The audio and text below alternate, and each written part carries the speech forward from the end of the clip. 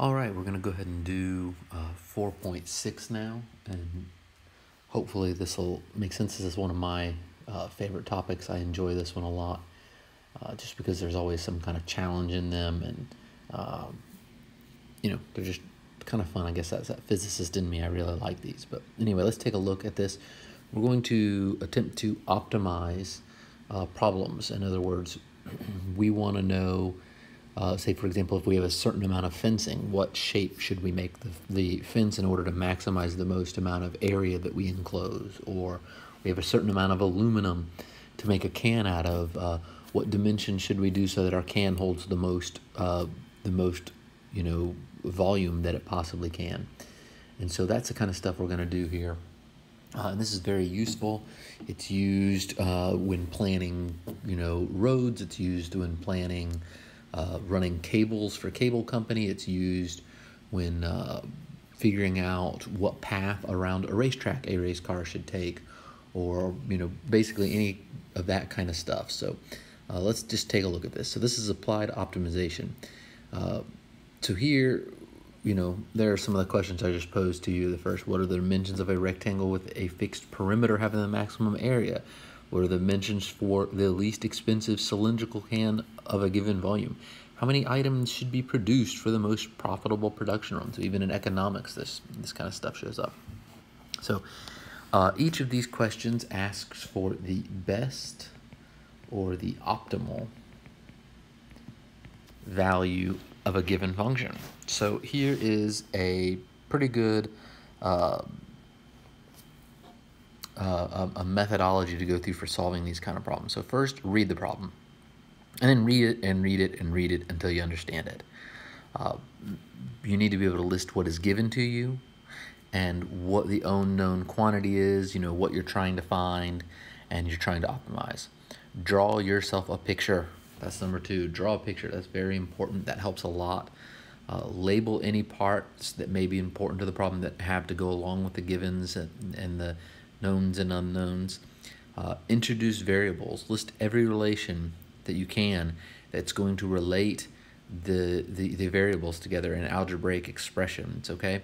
So if you're doing a problem where you're optimizing a circle or something, then you need to start introducing circle equations, circumference equals 2 pi r, and area equals pi r squared, and things like that. So introduce yourself some variables and equations that you can start relating to try and find a relationship between them. Write an equation for the unknown quantity. If you can, express the unknown as a function of a single variable, or in 2 equations in 2 unknowns. This may require considerable manipulation. So that's the tricky part right there. That right there is the big thing. Once you get it all set up, there you've got to go through and actually find it as a function of 1 or 2 terms, depending on how many relations you have. And then you have to start trying to optimize it. So the next part is test the critical points and endpoints in the domain of the unknown. Don't forget to do that. And then go through doing what we were just doing before, which is doing the first and second derivatives to identify and classify functions, critical points, and find max-min values. So let's take a look at this one here. What is the smallest perimeter possible for a rectangle whose area is 16 inches squared, and what are its dimensions? So we're trying to find a rectangle. So first off, we're given the area is equal to 16 inches squared, and we're told to find the perimeter, and we're actually trying to find the smallest perimeter, right? So this is what we're trying to optimize right there, this perimeter, okay? And in other words, we know we need 16 inches squared of an area, and we're trying to minimize however much we have to put around it to enclose it. All right, so let's figure out the dimensions. So again, next, draw a picture.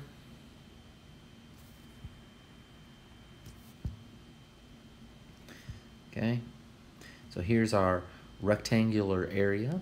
16 inches squared is the area. And the perimeter is going to be some kind of base times height, like that, or length times width if we'd rather. How about we do that? Length times width. And now we need to come up with relationships between the two things. So we know that area is equal to length times width, and we know that perimeter is equal to 2 times the length plus the width.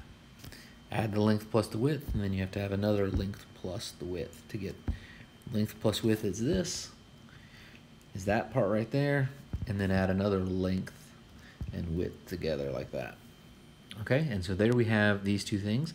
Now we want to try and get this down to one variable, and we're trying to maximize this perimeter over here. Well, we know that the area is a constant, so what I can do is we can come over here and solve this, and we can say the width equals the area divided by the length, okay?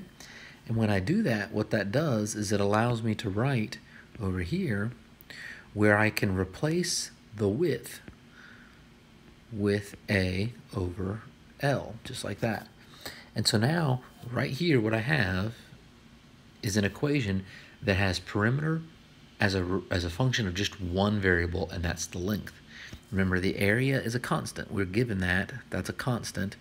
And so we don't treat that as a variable. So what we have, I'll come down here, is we have perimeter as a function of one single variable, L, which is 2 times L plus the area over L. And now we need to maximize this, okay? And we do that by first finding critical points. So we need dp, dl. So we leave the 2 there. Derivative of L is 1. Now remember, this is A times L to the negative 1. So we have to do a little chain rule on that one. So it's going to become a minus A L to the negative 2. And then times that derivative of what's inside. So I brought the negative 1 out front, made it to the negative 2 there. And then the derivative of just L is just 1. So there we go. And then right there is our derivative function. I'm going to actually go ahead and multiply the 2 through. So I have 2 minus 2A over L squared. And I need to set that equal to 0 to find my critical points.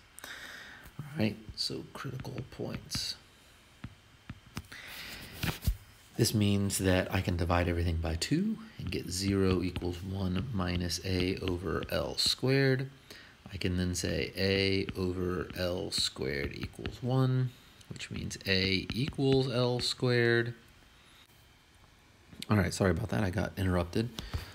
It's kind of a good thing I did, I guess, because I also realized here that I wrote max instead of minimum here. But anyway, we were at A equals L squared, which, remember, A is 16 inches squared, which means this equals 16 inches squared. And so we take the square root, and we'll get that L is equal to, we can have a plus or minus 4. The square root is 16, and then inches. Now, minus 4 inches for a length doesn't make any sense, so we're going to throw that one out and just go with 4 inches right there. All right, and so that's going to minimize the amount of perimeter that we have to have for a given area. In other words, we're essentially just making this a square. A square is the minimization of this, because if L equals 4 and the area equals 14, then if we come back up to here and use this, then you would see that if we plug in 4 for L and 16 for A, then W is also going to equal L. So our smallest dimensions that we can do is width equals 4 inches and length equals 4 inches, okay? So there's our answer for that one. And if you were to try and graph this perimeter equation right here, you would find that it's going to look something like this, and this is going to occur right here, that little minimum point at 4. And you can go through and do the second derivative test to verify that that is actually a minimum, or test either side, and you'll find that, you know, to the left of 4 inches, say you tried to find the derivative at 3 inches, you'd find you get a negative slope, and to the right at say like 5 inches, you'll find you'll get a positive slope. So you can do either one you want there and see that it actually is a minimum and verify it for yourself. All right, best thing to do with this is just examples. So let me do another example for you here, and I'll of course leave some for you to try. So let's take a look at this here. An open top box is to be made by cutting small congruent squares from the corners of a 12-inch by 12-inch sheet of tin and bending up the sides. How large should the squares be cut from the corners be to make the box hold as much as possible? So essentially what we want here is the largest volume. Now, if you look at this, when we cut it and start to fold it, like here in picture B, what you see is that this length right here, we'll call that L. That's essentially this length right here after the corner has been removed. Okay, so that's going to be L. And that's what we're going to go for. Now, since this whole thing is a square, that means that this is also going to be L, right? And so this is an L by L square. And then the depth of it, how deep the box is actually just going to be this X value, because that X value is how high it will fold up. So that will be the depth. So the equation to find volume, all right? Oh, well, actually, the first thing we should do is write what we're given. We're given, essentially, based off our picture, well, we're given the, we're kind of given the area of the whole thing. So let me put it this way. Let's write, well, we're not given, we're given it's 12 by 12, but I don't know what to write that, because if I write that in a way, I'm afraid I'm going to get confusing with you, because it's not something we're really going to use except in an equation that we're going to write in a second. So I guess we're kind of skipping step 1 for a second and doing step 2. So sometimes you got a little bit improvise. So first, let's say volume is equal to length times width times height. In this case, we know that length and width are the same. So this will just be L squared times the height. All right, and we know that the height is going to be X. So this can be L squared X. Okay, and so now we have an equation for our volume. I'll just rewrite it right here. V equals L squared X. All right, that's an important one. Now, where does this 12-inch by 12-inch comes in? Well, it comes in when we say that L equals 12. That's this whole length here, and then we're going to subtract X and subtract X on each side. So L is 12 minus 2 times X. So now we have something that relates L and X together. So, whoops, sorry about that. Now it's all about just going through and trying to solve this. So we want volume as a function of this X, which means we want to get rid of this L squared. So to get volume as a function of X, we are going to substitute in this for that L.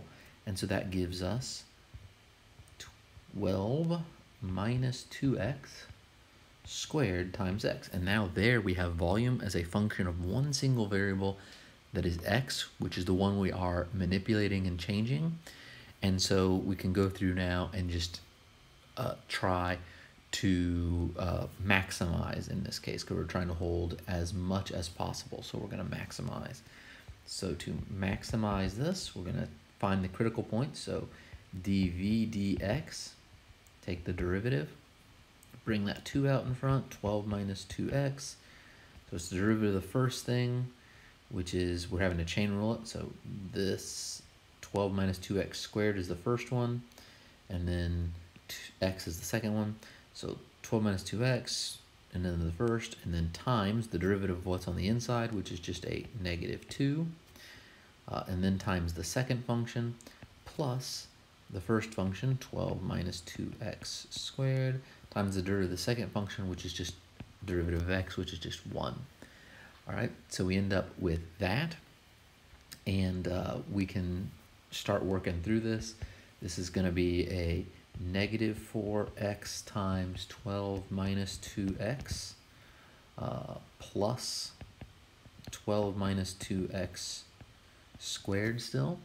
And we can go ahead and set this equal to 0 and start expanding it out. So we want to set it equal to 0, and we got to solve this. So let's go through, multiply this 4 through. So 4 times 12 is going to give us a 48x, and then plus an 8x squared. So that's distributing this 4 through. And then over here we have to square this out. So 12 times 12 is 144. And then we have 12 times 2, which is 24, and 12 times 2 again. So this is minus 48x. And then we have negative 2 times negative 2, which is plus 4x squared. So now we need to combine like terms. So x squared and x squared right there gives us a 12x squared. Then we can look at negative 48, that's going to be minus 96x, and then plus our 144. Now all of these things are divisible by 12, so I'm going to divide everything by 12. 0 divided by 12 is just 0.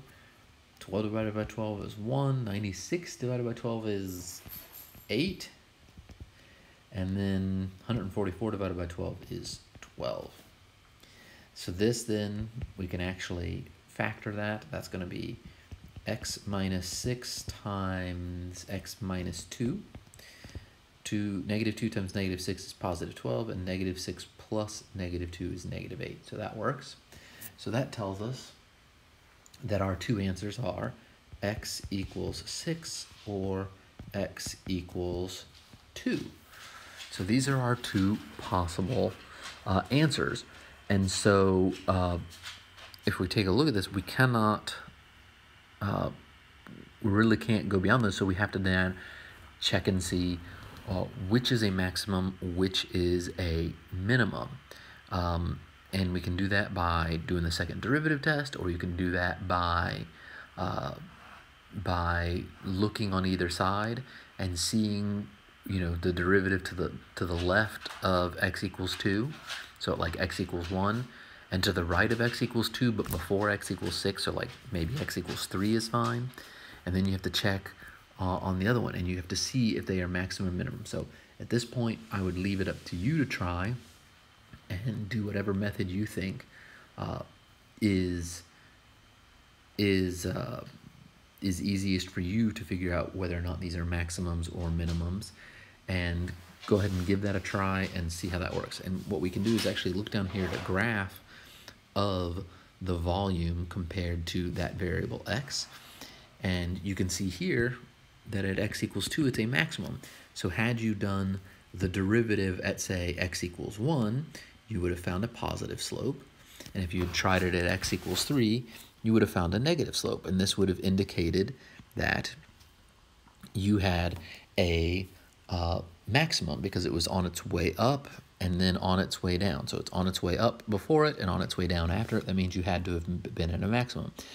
Had you tried the second derivative test, which I guess we could do real quick, you would have taken another derivative of this thing, right? And then maybe I won't do it because this video is getting kind of long. But anyway, you do a second derivative, and you would have found that at 2, you would have gotten a negative value, which would have told you it was concave down, which would have told you then that it was a maximum.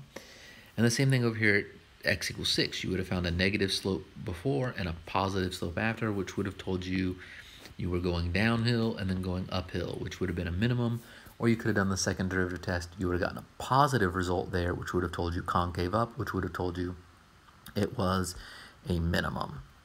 All right? So now, if we look at this one, I think I'll do this one more for you here. And it says, you have been asked to design a 1-liter can shaped like a right circular cylinder. What dimensions should you use to use the least amount of material? So here we're given that we want a volume equal to 1 liter, or 1,000 centimeters cubed, or 10 to the third cubic centimeters, like that. All right, so we need to figure this out. So there is what is given, and what we want to do is we want to minimize the surface area. So this is what we're doing. We want to minimize that. We want to use the least amount of material to hold that volume. So let's take a look at a cylinder. So here is our cylinder. To find the volume of a cylinder, since it is nice and parallel on its sides and it's one of those shapes, we can just find the area of the base and then multiply it up through the top. So we'll give this a radius of r. We'll say it has a height h. And what we can do is find this area down here and multiply it by that h up through to find the total volume. So volume here is going to equal the area of the base, AB, so let me put a little b there, times the height, which is pi r squared times the height. All right, there we go. And in this case, remember, this volume is a constant. All right, so now how do we find the surface area? Well, the surface area is equal to essentially the area of the base and the area of the top, which are the same, so it's 2 times the area of the base, plus the area of the cylindrical wall. Well, what is the area of the cylindrical wall? So I'm going to put area of the wall. That's this outer wall out here, like the sleeve that's around it. Okay, and we can get this first part by doing 2 times pi r squared. That's twice that area. And then the area of the sleeve is actually just going to be the circumference of the circle, that circumference right there, multiplied by that height. Okay? And that's going to give us this outer perimeter area, this outer sleeve area part right there. Okay, that's what we're looking for. So let's go ahead and try that. And so that's going to give us h times, and the circumference of a circle is 2 pi r. All right, so there we go. So h times 2 pi r, and there's our surface area. Now right now this is surface area as a function of r and h. So we need to figure out a way to get rid of one of those variables. Well, if we come back over here, we have volume equals pi r squared h, which means we can solve that for h and get that h equals volume divided by pi r squared, just like that. And so if we take that then and substitute it in over here, we get surface area equals 2 pi r squared plus 2 pi r times v over pi r squared. And now suddenly this is no longer just not a function of both r and h, it's a function of just the radius right now. Okay, and remember v is a constant. So we're doing pretty good so far. So now what we need to do is simplify this a little bit. 2 pi r squared. I've got a pi canceling with a pi and an r canceling with one of the r's, and we have 2v over r. All right, so that simplifies down for us pretty much there. So there's our surface area as a function of the radius. So now we need to maximize this. So we need to do the derivative of the surface area with respect to the radius, so dsa dr, and this becomes 4 pi r plus, and here, remember, this is 2v times r to the negative 1, so we bring that negative 1 out front, that makes this a minus 2v r to the negative 2. There we go. And so that's ultimately just going to be 2v over r squared. But anyway, what we need to do is set that equal to 0. So this becomes 0. So this is our critical points now we're trying to find. 0 equals 4 pi r minus 2v over r squared. And so we have to solve this for r. So 4 pi r equals 4 pi r equals 2v over r squared, just like that. And then we can multiply both sides by r squared and then divide by 4 pi. And you'll get r cubed equals 2v over 4 pi. So that's what I just multiplied by r squared, and then divided by 4 pi, okay?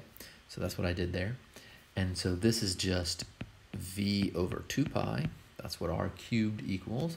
And so r then equals v over 2 pi to the 1/3 power, the third root of it. And we know that v is 10 to the third inches cubed. That's 1,000, or sorry, not inches, centimeters. That's 1,000 centimeters cubed, or 1,000 cubic centimeters to the 1/3 power. And if you plug this in to a calculator, you will get about 5.4 centimeters right there. Okay, and that pretty much will take care of it for you right there. Okay, and there's your answer. And if you come down here and you look, you can see in here in the graph that that's what's going to happen. What they did was change it a little bit, so they took 1,000 and they divided the 2 into it, which made it 500 cubic centimeters over pi, which is the same thing we had up here, but that's that right there. There's our minimum value. Okay, if you make it taller and thinner, it takes more material. If you make it shorter and wider, it's going to take more material. So you're going to maximize it by doing it at about right there. Okay, and if you tried a second derivative test on this, you'd find it to be concave up. And if you tried doing derivatives on either side, like you went to the left of 5.4, say you went down to 5 centimeters, you'd get a negative slope. If you went up to like 6 centimeters, you'd get a positive slope, which would also tell you. So any of those ways can tell you whether or not it's a maximum or minimum. All right, on the next page, this here is one I'm going to leave for you to try. And you can do this one and see how it goes and then take a look in the notes and see the answer. After that, there is some business application of this. I'm going to leave this for you to try as well, but because there's one example over here of doing it. But just real quick, R right here is the revenue. It's the revenue from selling a certain amount of things. That's how much money you're bringing in. C is the cost of producing the items, and then P, which is R minus C, is the profit. So in other words, cost tells you how much it costs you to produce it. Revenue tells you how much money you get for selling it. Profit is however much it cost you to produce it, or is however much you sold it for, minus however much it cost you to make. You can take derivatives of these things, and they are called the marginal revenue, the marginal cost, and the marginal profit. And the reason these are useful is because if you look here, here's a graph showing cost versus revenue. So cost is in blue, revenue is in yellow, and you want to maximize these. Well, your total profit is going to equal, P of X is going to equal your revenue minus your cost. Okay, and if you want, you have to then maximize that amount right there, the distance between. If we do this, if we produce this amount, you don't get as much of a cost. That's revenue minus cost right there. If we do something over here, we have cost greater than revenue and we end up losing money. So we want to maximize. Where is it that we get the largest difference between these two things and therefore make the most amount of money? We don't want to overproduce, we don't want to underproduce. It's that whole supply and demand kind of a thing.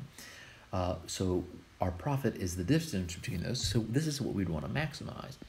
And that's that we would maximize this by doing the derivative of these things and then setting it equal to 0. Right? Setting it equal to 0 is going to allow us to find the critical points, the maximum and minimums. And that then tells us that the marginal revenue, which is the derivative of the revenue, is going to equal the marginal cost when we maximize, or even when we maximize our profit, or we actually end up maximizing our losses. So if you look here, you can see this in this picture. This is the maximum amount, and here you'll see this tangent line is parallel to this tangent line. But you have to be careful because over here, they're also parallel, and this would be a loss right there, where we spent more on cost than we got on our revenue. So you have to be careful with those two there. So it's up to you. When you try working on the next problem, you can think of it this way, where you just do the difference between the two, and then take the derivative and try to maximize it. Or you can go ahead and just jump down to this step, knowing that that is where where we maximize is also going to be where we get them having the same tangent line slopes, which, if you think about it, should also make sense, especially if you look in this next picture where this is treated as a straight line, right? Our revenue, well, our cost is going to be moving further away from it, and then as it turns up, once it passes, it's going to hit that point where we have the same slope. Once it passes that, it starts heading back toward it. And so on its way away, it has smaller slopes, and on its way back toward it has bigger slopes. So where is it furthest away? It's when the slopes are the same. So if that makes sense to you, you can think of it that way too. But anyway, try this one. Take a look in the notes. I'll have it answered out for you. If you skip ahead to this step right here, then it's really not very hard to do at all. Just give it a try and take a look back and see. Also, don't forget to verify via the second derivative that you're looking at the maximum. Second derivative is negative for the maximum profit. Second derivative will be positive for the minimum or for the maximum loss, for the loss, which would be the minimum of our profit. So take a look at that, right? Because this would be concave down, so we'd want a negative second derivative. This would be concave up over here, where we'd want a positive second derivative for the losses. All right, that's pretty much it. Thank you.